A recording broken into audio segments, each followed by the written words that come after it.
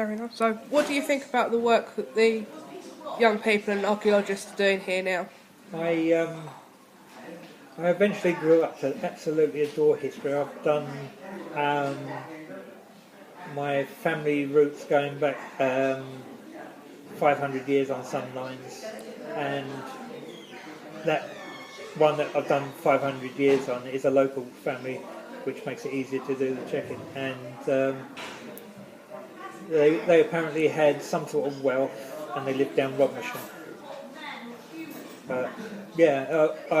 I was infused by history. I didn't pick it as an option, and that kind of sort of frustrated my passions for a while. And then I was off sick in 1999, and I started doing family history, and I gradually filled it all in, met up with people, and rekindled my interest in history. So, what do you think about young people getting involved in history? If they don't do it when they're young, the old people that know things will be gone by the time they have any interest. So I would say the earlier the better. If you've got an interest in history, find out, ask your grandparents, ask your parents. They're not always sure that they know things, but it's exciting. My dad, I didn't know he had such a passion for his own personal history. He absolutely loves not so much family history, but things that happened during his lifetime to people that he knows and remembers. And I guess it's been there for me, and I've passed it on to my children. All three of mine have an interest in history. How important do you think interests are with regards to archaeology we're doing today?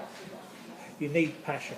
Sometimes it's a bit grimy, a bit boring, one colour of dirt versus another colour of dirt, a little bit of pop, something that may or not be a Coca-Cola bottle. You know, it's not always glamorous time team stuff. You need the passion to carry you through those bits. What are your opinions on some of the artefacts that have been found? I've seen a few of them.